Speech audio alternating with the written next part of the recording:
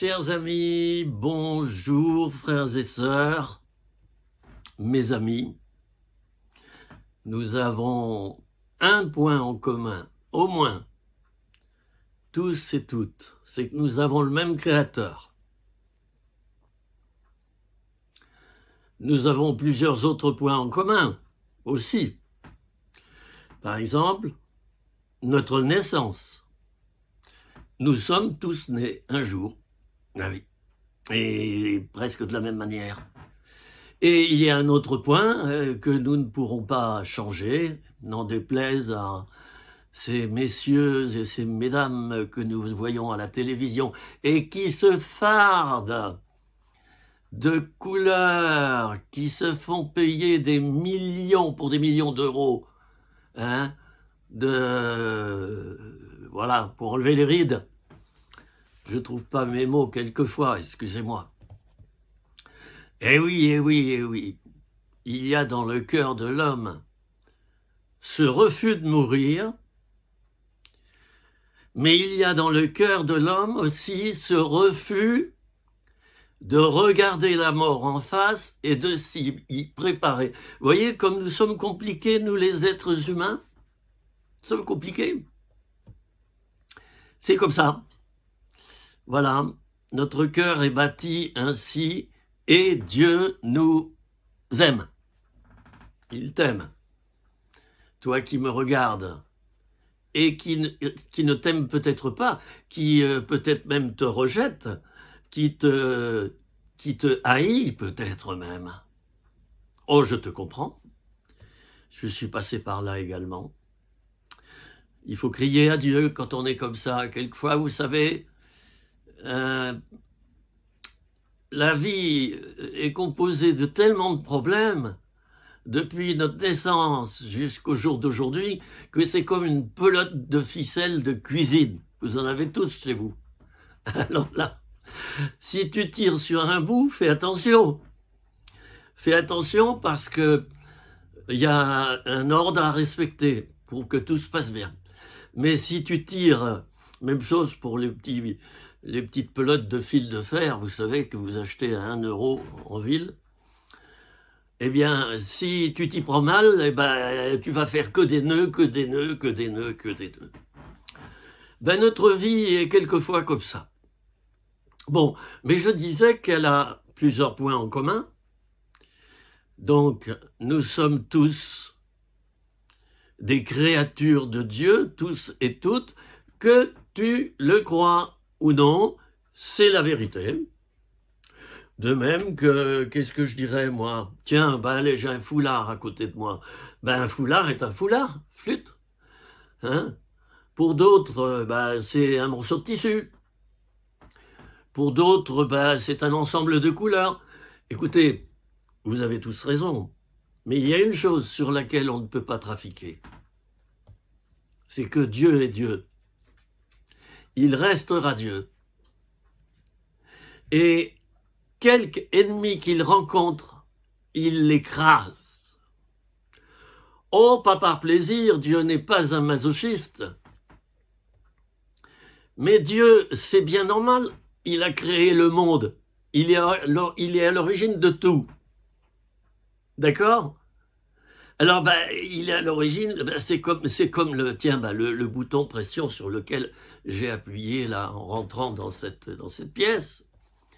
Bon, ben, c'est seulement par là que je vais avoir la lumière. Bon, j'ai beau m'exclamer, oh, l'autre bouton là-bas, oh, j'ai beau même me prosterner devant que la lumière soit, ben, mais tu peux passer toute ta vie à adhérer à des fausses religions, mon ami. Hein? La lumière, c'est la lumière. Et il n'y a pas un seul endroit que j'ai pu la faire venir pour vous parler aujourd'hui. Dieu est Dieu. C'est lui qui est à l'origine de tout. Lorsque je dis que tout ennemi, il l'écrasera sous ses pieds, ce n'est pas par violence qu'il le fera. C'est parce qu'on ne se met pas sous les pieds de Dieu sans en subir des conséquences. On ne prend pas l'autoroute à contresens, sans en subir des conséquences qui peuvent être une question de secondes au niveau timing. Ça peut être une question de secondes. Notre Dieu est Dieu, c'est le plus fort, c'est le grand vainqueur, que tu crois en lui ou non, ne change pas grand-chose, du moins dans les faits, hein, parce que ça change beaucoup de choses pour Dieu. Ben oui, tu es comme son enfant perdu, pour l'instant. Un enfant dont il n'a plus de nouvelles, un enfant qu'il désire revoir à nouveau. Vous connaissez la parabole de l'enfant prodigue. Nous sommes tous, que nous le voulions ou non,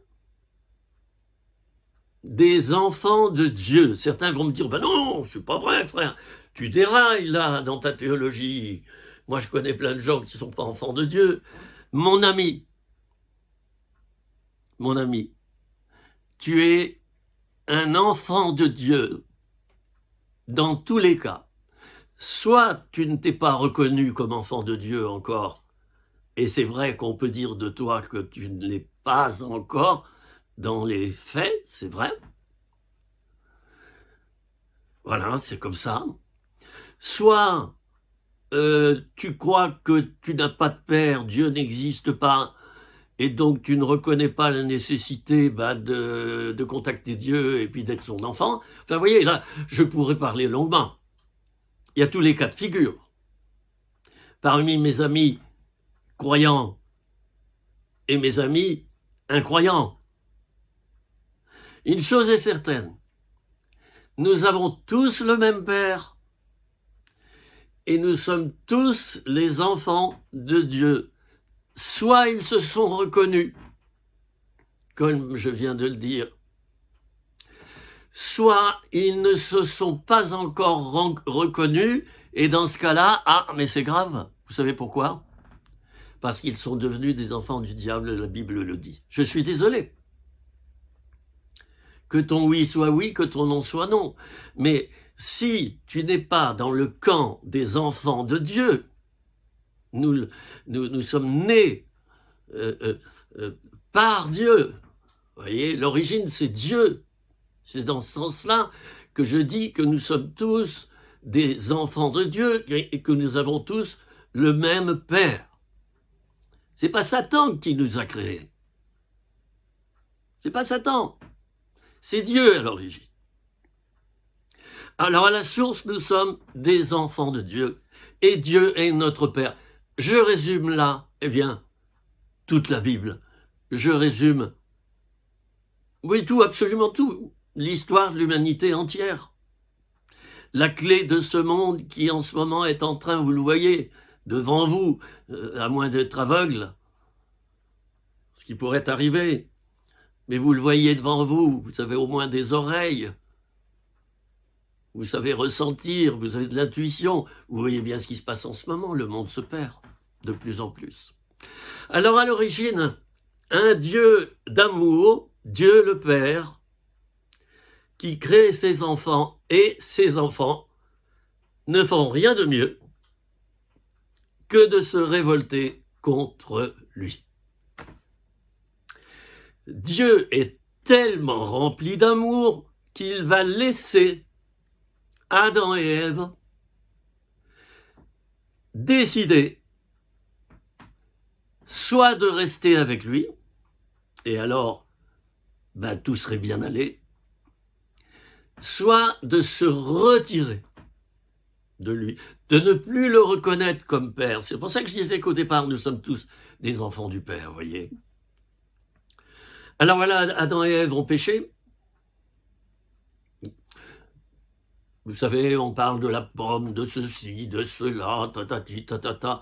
Mais moi, ça m'est égal tout ça. Ce qui compte, c'est le processus, vous voyez. Le processus. Hein. Adam et Ève vivaient heureux en Dieu. Puis ils ont choisi de se retirer de Dieu. C'est comme si je choisissais désormais de respirer dans l'eau, sans porter de masque, de tubes et de bouteilles. Le résultat, c'est au bout d'un moment une mort très rapide. Il se trouve que Dieu, dans sa grande miséricorde, lorsque nous nous éloignons de lui, nous laisse du temps, et parfois des dizaines d'années. Ça, c'est merveilleux. Mais pour certains, la vie sera très courte. Alors, revenons à cela, à ce qui s'est passé primitivement. Et comprenons bien cela, parce que c'est cela la clé de tous les autres problèmes. Vous savez, c'est comme si j'étais dans une succession, dans un grand couloir, allez, avec une succession de pièces, de plus en plus grandes, ok? Et j'ai une seule clé. Une seule clé. Il n'y en a qu'une qui ouvre la bonne porte. Et dans cette pièce derrière laquelle se trouvait cette porte, il y a une autre porte avec tout à côté une nouvelle clé, une bonne clé. Et la suite, eh bien, ce sont deux parcours complètement différents.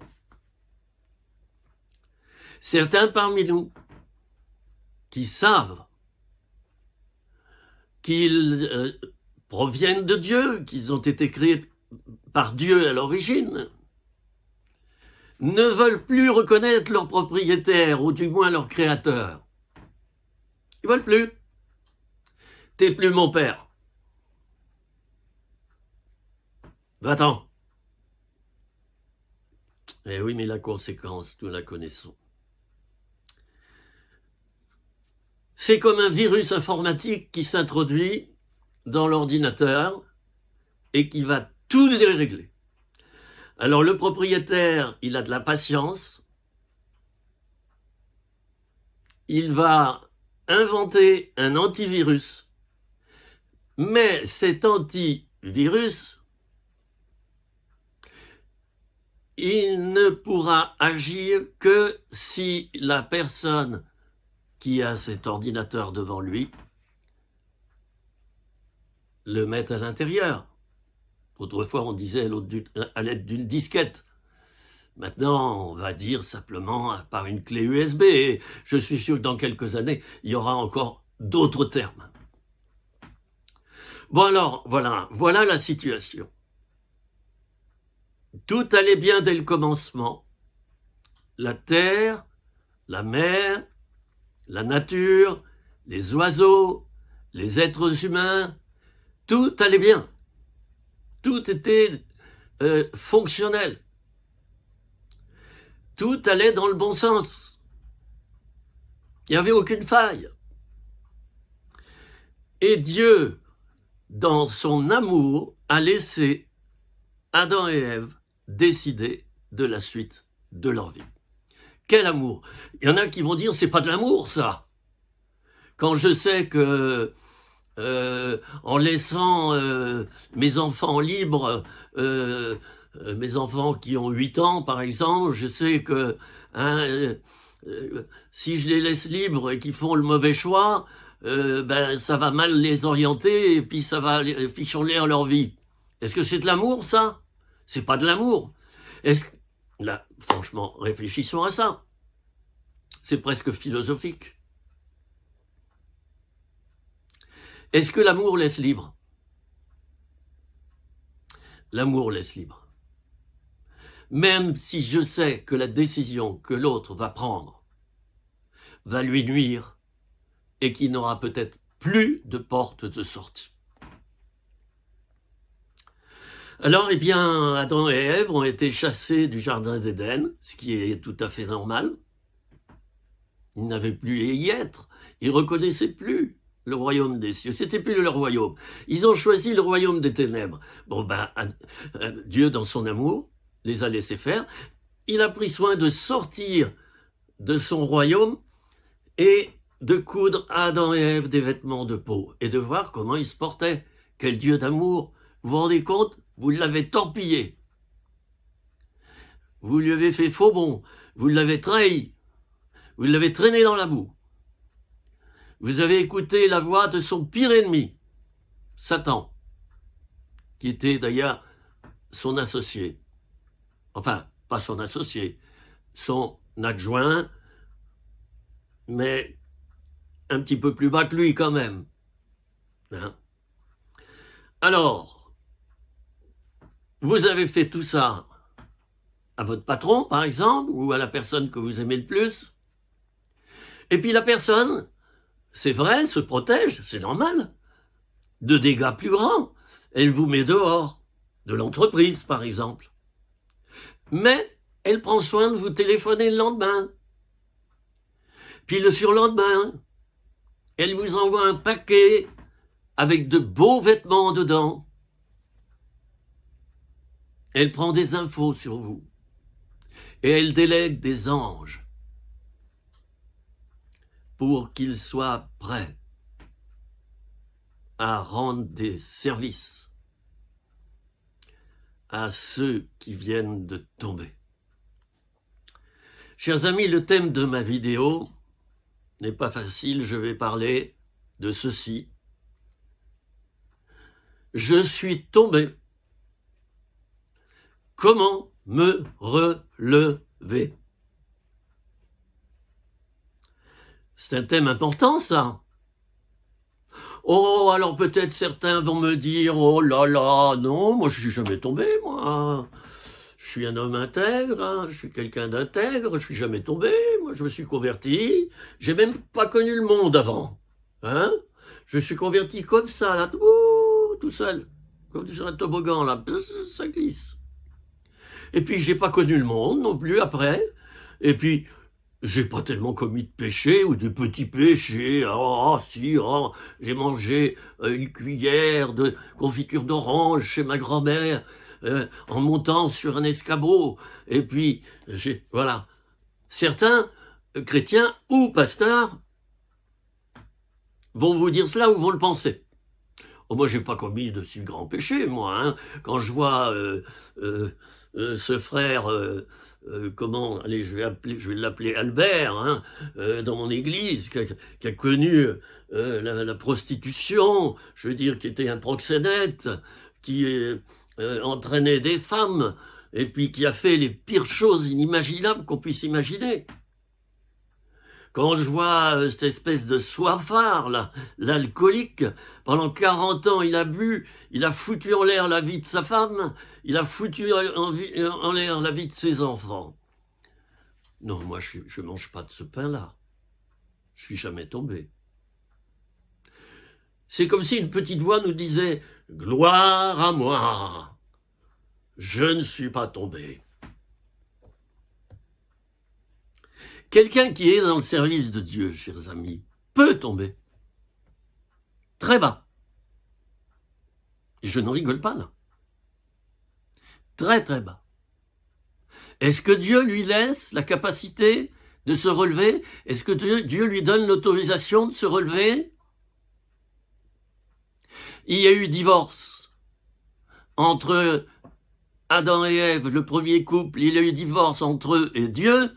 Est-ce que Dieu a accepté qu'Adam et Ève se relèvent de ce premier divorce? Parce qu'il y a eu divorce, les amis. Le ferment du divorce, c'est le péché, bien sûr.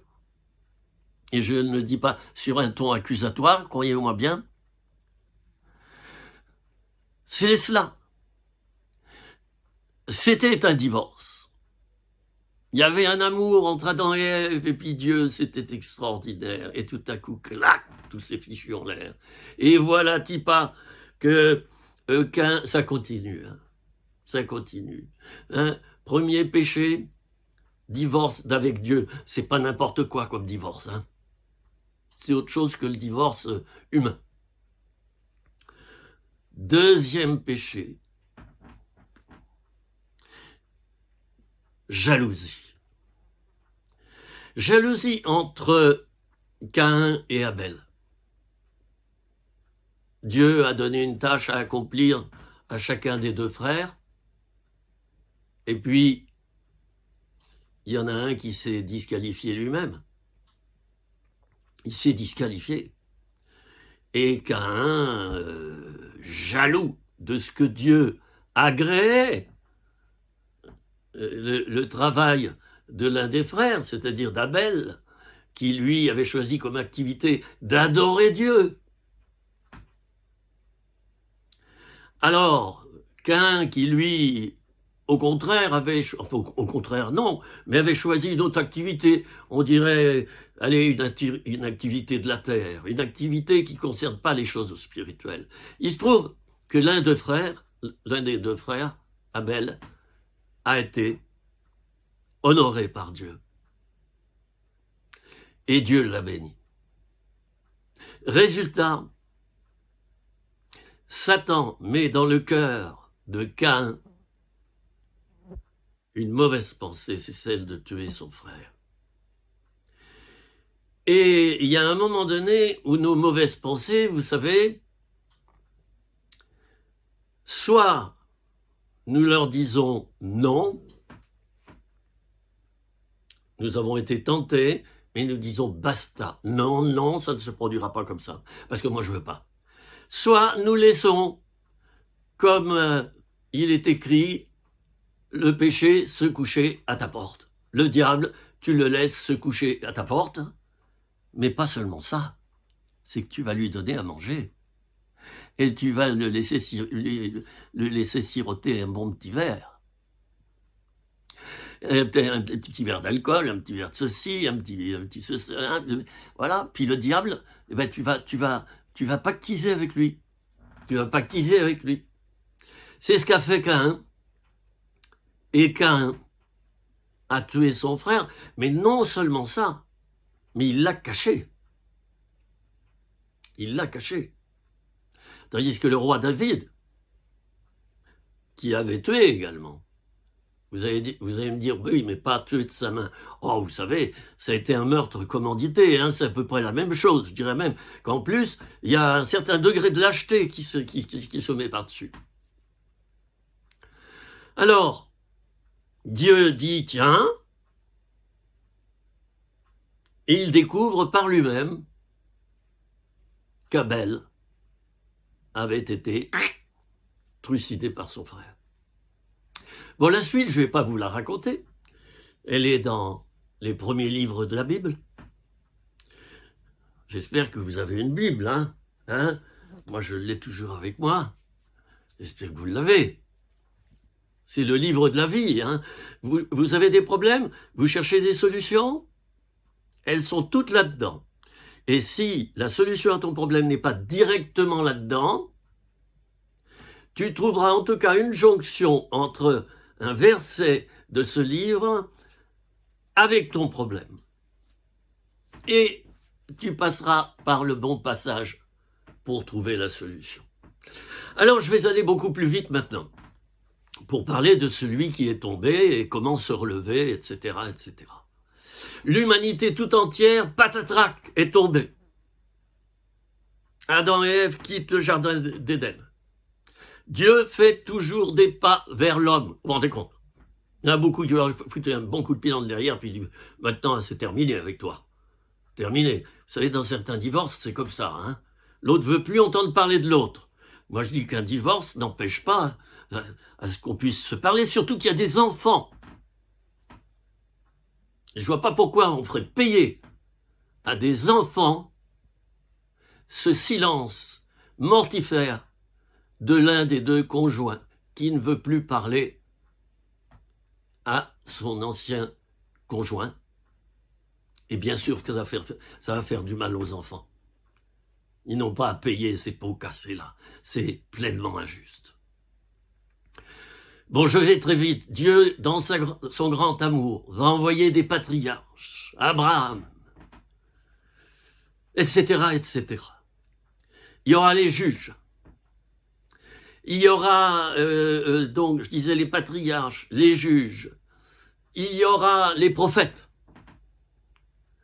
Il y aura des rois. Ce n'était pas tellement la volonté de Dieu, les rois, mais Dieu, bon, allez, vous savez, Dieu, il n'est pas fermé, hein. On pense que Dieu, c'est un Dieu carré, comme ça, là, comme les légalistes nous le présentent, vous savez, hein. Voilà, ça égale ça, égale ça, égale ça, et si tu fais pas comme ça, dehors, poubelle. Voilà, ça c'est l'état d'esprit du légaliste. C'est un état d'esprit inverse à celui de la miséricorde, chers amis. Et si vous rencontrez un homme ou une femme légaliste dans votre église, priez pour son âme. Parce qu'il y a de fortes probabilités qu'il n'ait pas encore rencontré la grâce de Dieu. Oui, il a rencontré Dieu, mais de quelle manière? Moi, je peux avoir croisé une personnalité dans ce beau pays de France.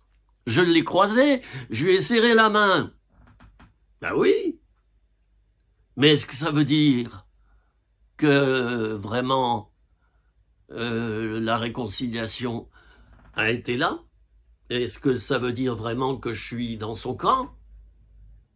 Ben oui, je connais Dieu, ben oui, je vais à des réunions, je vais à des messes, je vais à des cultes, ben oui, je prends la Sainte Seine, mais oui, je viens à l'étude biblique. Mais écoute bien, ok, tu fréquentes ton parti religieux là, mais est-ce que ta vie est changée?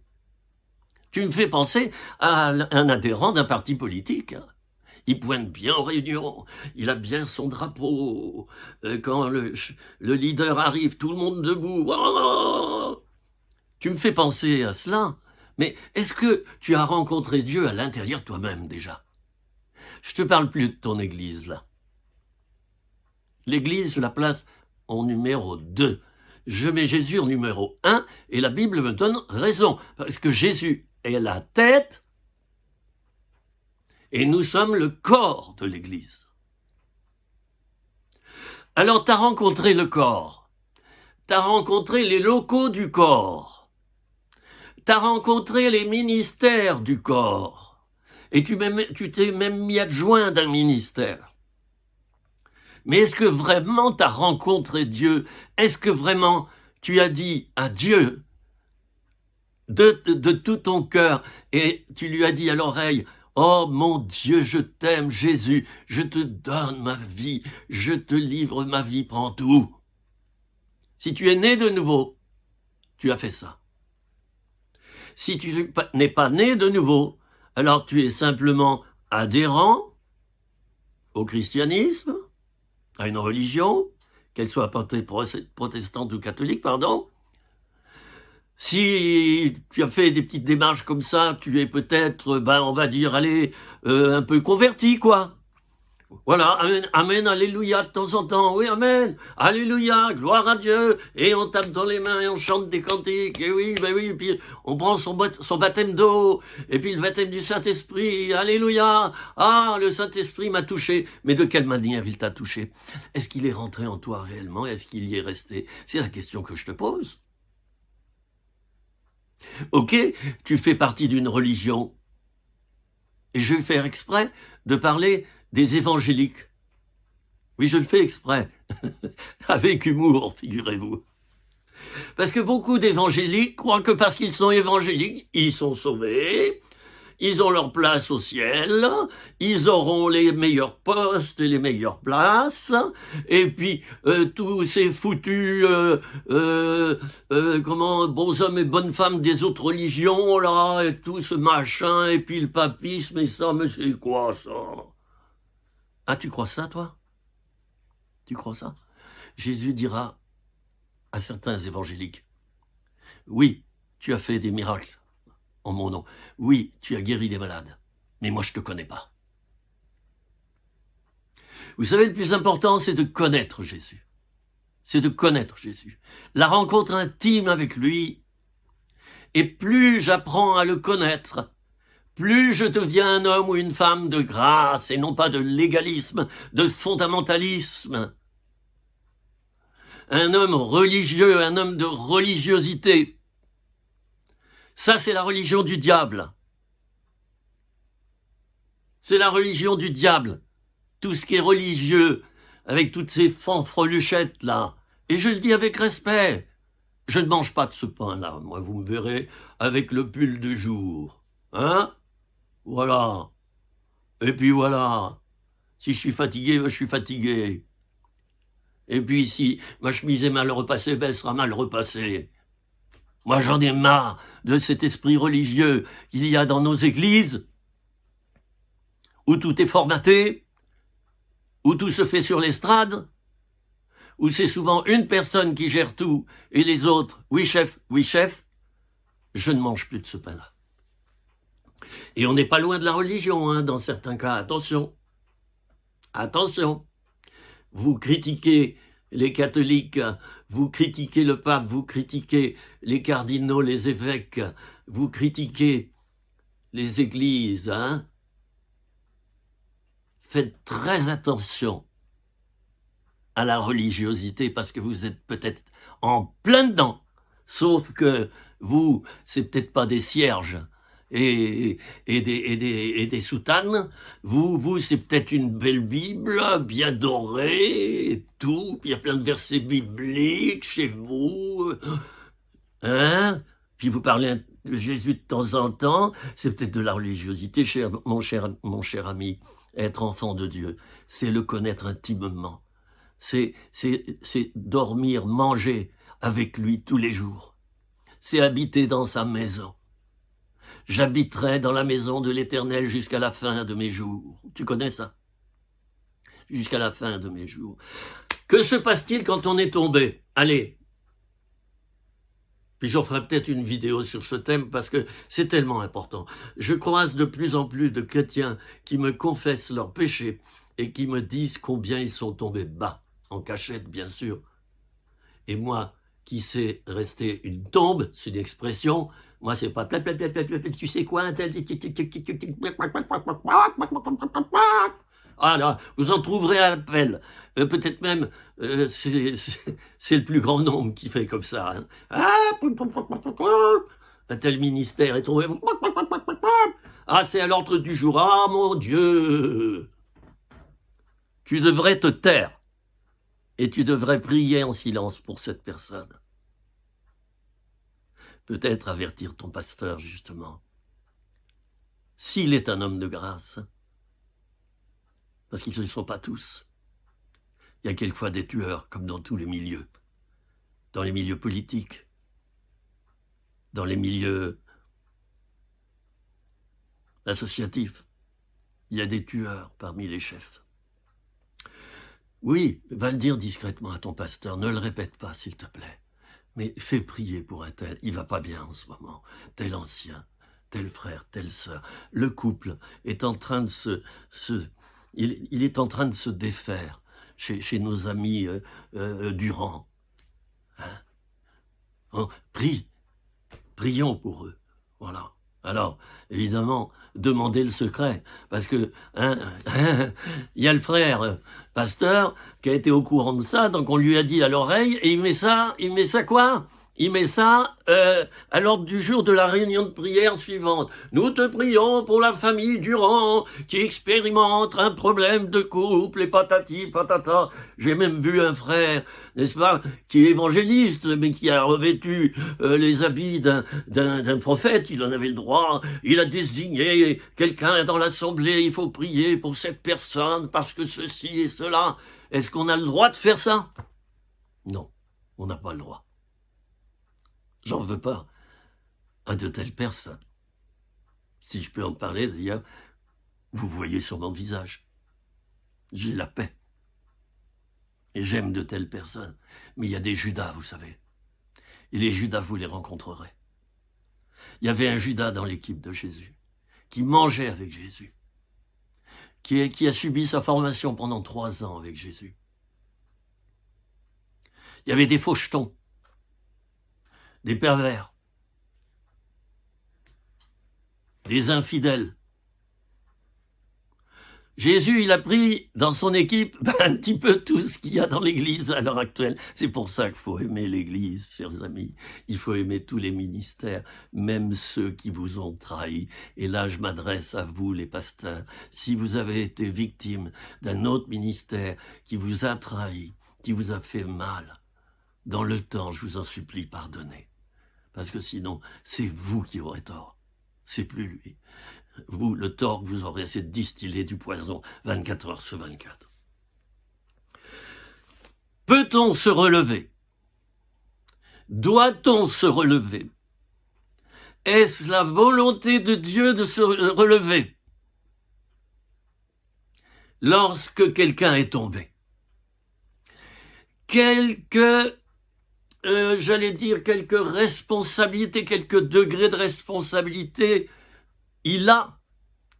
Lui est-il permis de se relever? Oui, mes amis, la Bible est formelle. Et elle est pleine d'exemples de hauts placés, de gens haut placés qui sont tombés, et pas d'un n'importe quoi, le meurtre, l'adultère, et beaucoup d'autres choses. Et ils se sont relevés. Voici ce qu'ils avaient en commun. 1. Ils ont reconnu leur tort. Au moment où Dieu les a dévoilés, où eux-mêmes ils se sont dévoilés, où un prophète les a dévoilés. 1. Ils étaient sincères. Et David, Dieu parle de lui en l'intitulant « L'homme selon le cœur de Dieu ». C'est beau. Sincérité, reconnaître son péché. Alors attention, j'ouvre une parenthèse, parce que quelquefois, on ne voit pas encore son péché. Et ça m'est arrivé. On est venu me dire, voilà, tu fais ci, tu fais ci. Oh non. C'est pas que je disais que j'avais pas commis ce péché, c'est que je pensais que ce n'était pas un péché, cet excès d'autoritarisme et de violence physique que j'avais. J'étais un peu comme, un certain apôtre Paul qui, avant, persécutait les chrétiens, il leur foutait des chaînes, et puis ça devait tabasser, ça devait y aller. Hein. Et il ne voyait pas, il était sincère. Vous savez pourquoi il était sincère? Pourquoi? Parce que Dieu est venu le trouver. Et Dieu lui dit, je suis celui que tu persécutes. Ah! Et il tombe à terre. Il devient aveugle. Jésus lui dit, je suis celui que tu persécutes. C'est-à-dire, c'est pas un faux Dieu que tu persécutes, c'est moi, le vrai Dieu. Que faut-il que je fasse? Alors là, nous avons le degré de soumission totale. Tu as été dévoilé dans ton péché, reconnais-le. Ne mens plus. Deuxièmement, demande à Dieu ce que tu dois faire et prends conseil auprès d'hommes et de femmes qui ont une onction de relèvement. J'appelle ça comme ça, c'est pas dans la Bible. Hein. Ils ont une onction de relèvement. Ils savent comment faire pour relever un ministère, ou pas seulement un ministère. Hein. Relever quelqu'un qui est tombé très bas dans son couple. Il y a tellement de sortes de péchés. Sois sincère, reconnais tes torts. Laisse-toi relever, c'est-à-dire écoute les conseils de ceux que Dieu a agrémentés pour cela, pour que tu t'en sortes. Et il y a, notamment en France, dans le CNEF, un organisme qui s'appelle le RESAM, qui est composé de personnes agrémentées, des hommes et des femmes de grâce, et qui relève les serviteurs, les servantes de Dieu qui sont tombés. Et oui, et ça marche. Je peux vous dire que ça marche, parce que moi j'étais présent, moi, au moment de la fondation de ce mouvement, ça marche. Nous relevons ceux qui tombent. Et il n'y a pas de plus belle chose que de voir quelqu'un qui est tombé reconnaître son péché et se relever, chers amis. Il n'y a pas de plus belle chose. C'est la parabole de l'enfant prodigue, mais au niveau des pasteurs. Voyez? Vous transposez. Au niveau des pasteurs. Mon ami, à quelque échelon spirituel où tu te trouves en ce moment, dans ton église ou dans tes activités spirituelles,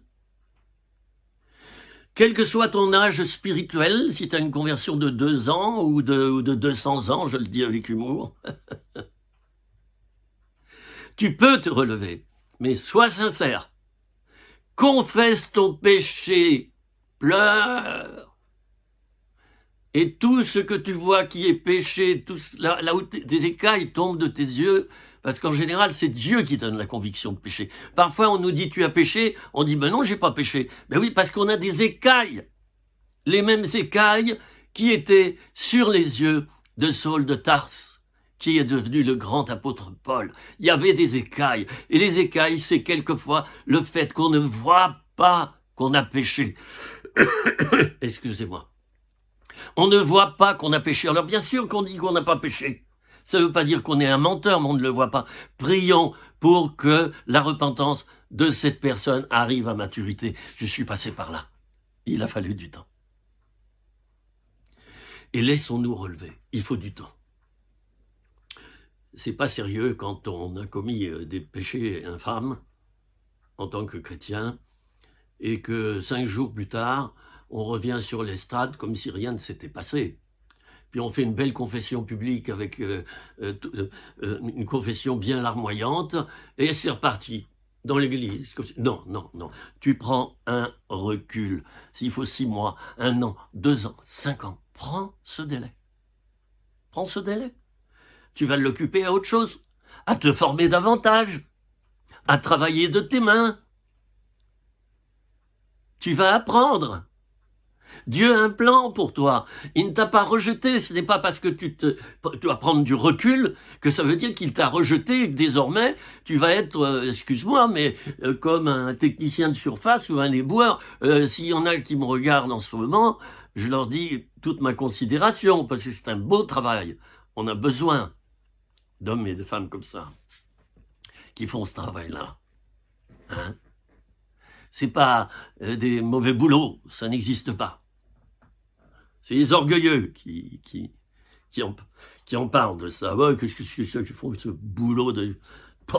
même pas capable de... Non. Alors suis les conseils de tes frères et sœurs. Il faut des années quelquefois pour se relever. Et si c'était un problème de couple, il faut d'autant plus d'années. Très important. Pour regagner la confiance de l'autre qu'on avait trompé. Oui, mais mon conjoint ou ma conjointe me dit, mais c'est bon, maintenant, je te fais confiance, etc. D'accord, oui. Ça, c'est ce qui est dit, là. Hein. Mais par derrière, il y a une phase normale, je dis bien normale et légitime, une attente que tu dois de toi-même proférer dans ta vie, annoncer dans ta vie pour te relever. Mets-toi en arrière dans tes responsabilités. Et puis, qu'est-ce qui va se passer? Ben, comme tu as le cœur droit, ben, Dieu va te relever, parce que qui est-ce qui relève? Ce ne sont pas les hommes qui te relèveront. C'est pas toi qui te relèveras. Ça sera avec ton concours et avec le concours des hommes et des femmes. Et de l'Église, bien sûr. C'est Dieu lui-même qui va te relever. C'est Dieu qui a relevé le roi David. Il lui a laissé la royauté. Vous m'entendez bien? Il lui a laissé la royauté. C'est Dieu qui a permis à un homme qui n'avait pas péché d'ailleurs, Joseph. Bon, il avait commis des péchés, mais il a été mis en prison, jeté dans un puits. Enfin bon, je vous raconte pas toute son histoire. Hein, Joseph, fils de Jacob. Il a été maltraité pendant... Je suis en train de réfléchir... Écoutez, ça a duré 13 ans, cette affaire-là. Du jour au lendemain, il devient premier ministre d'Égypte. C'est Dieu qui relève. C'est Dieu qui va te redonner une responsabilité. Et si c'est pas dans le pays où tu étais avant, ça sera dans un autre pays. Si tu es sincère, si tu es droit, si tu aimes Dieu vraiment de tout ton cœur, de toute ton âme, si pour toi, ce qui compte, ce n'est plus ton péché, mais c'est que Dieu soit glorifié et élevé à nouveau au travers de ta vie, alors Dieu va te relever. Après que tu aies réparé les conséquences de ton péché, et parfois elles sont irréparables lorsqu'il y a eu meurtre, par exemple.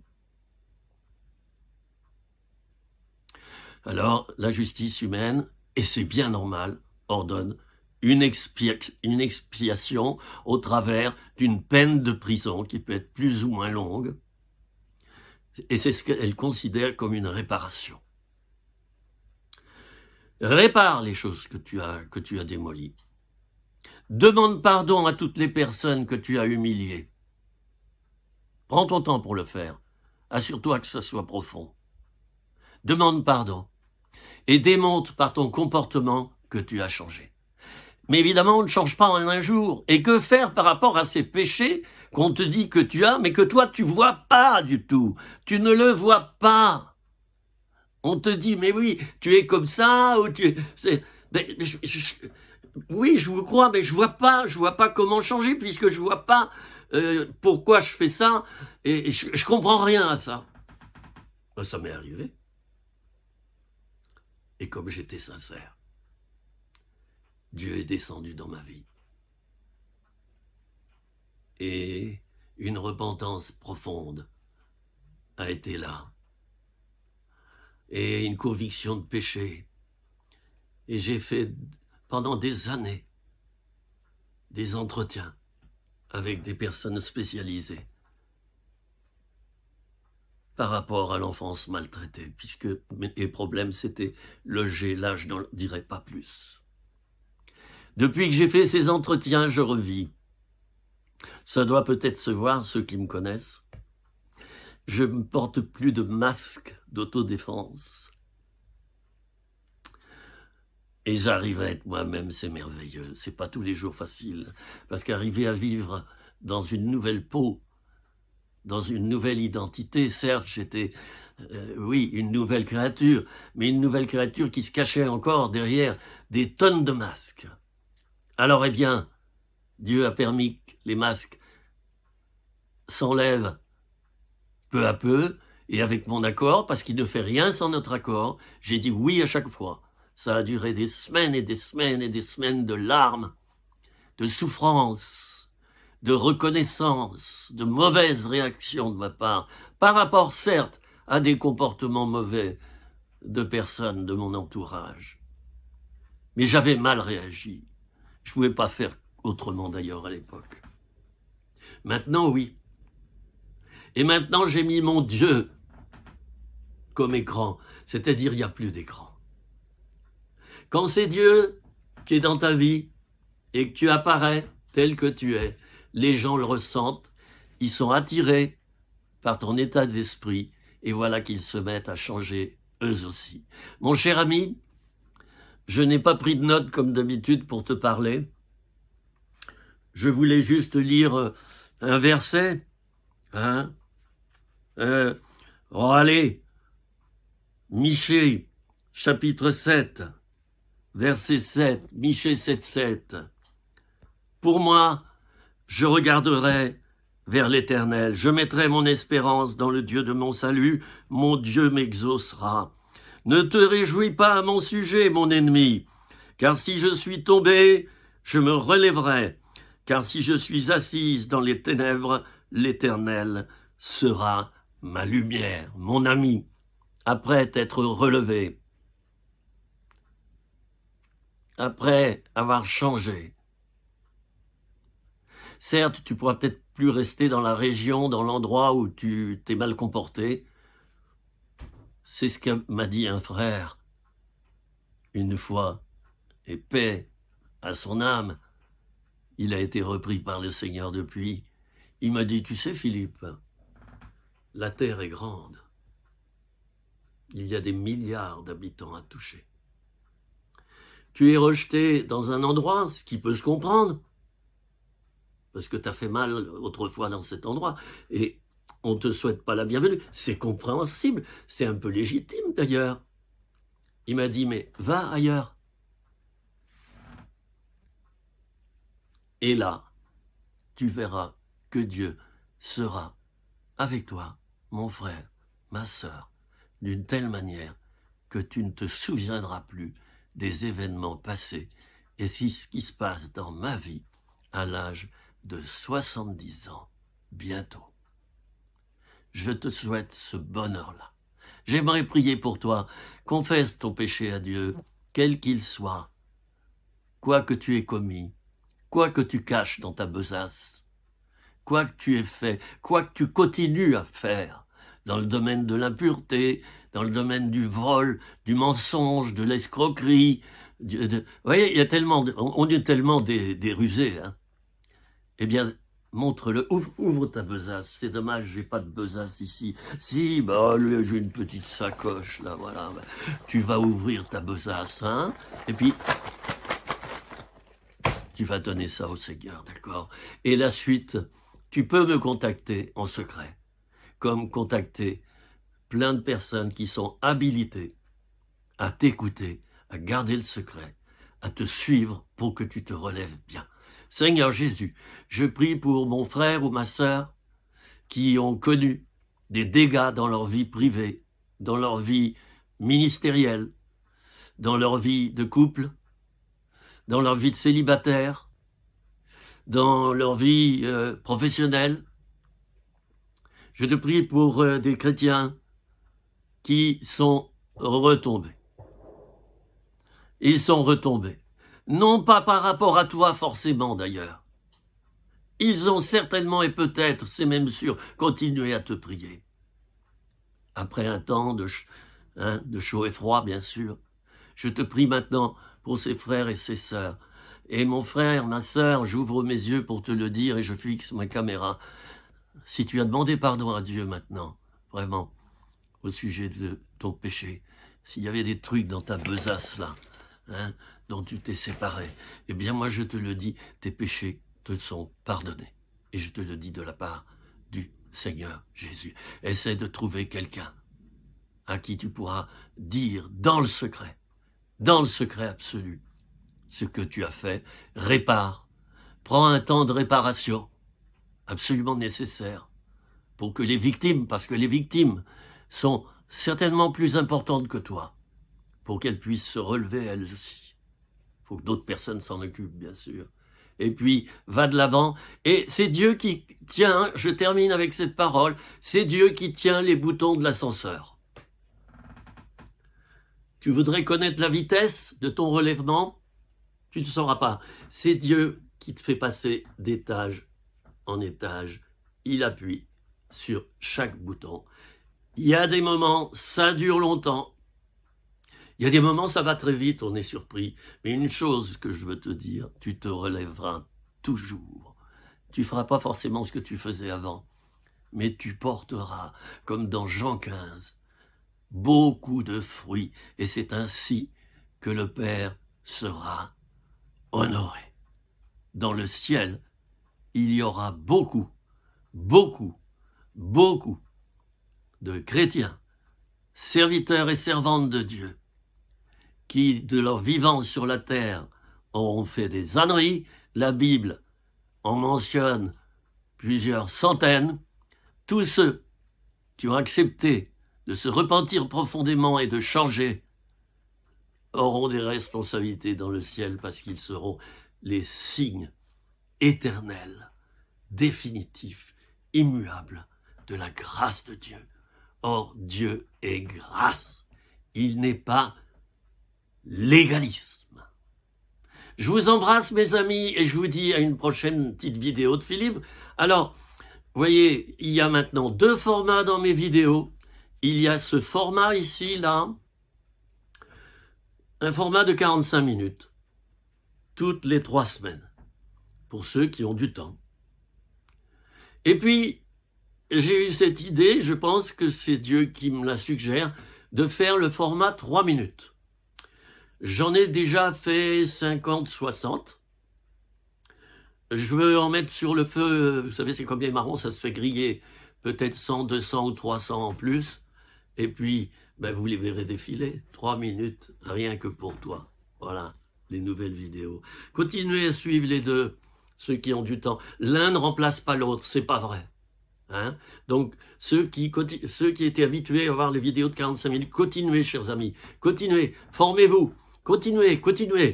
Et puis, de temps en temps, vous regardez le format 3 minutes. Et ceux qui n'étaient habitués qu'à du 3 minutes, parce que ce sont toujours des gens pressés, le jour où vous avez un peu de temps, allez sur ma chaîne YouTube, Philippe Ozenet, sur YouTube. Vous tapez d'abord YouTube, et ensuite mon nom et mon prénom. Et là, vous en avez à l'heure actuelle, je pense, 200. Ça va monter très vite maintenant, parce que j'en ai une chartée en réserve. Hein.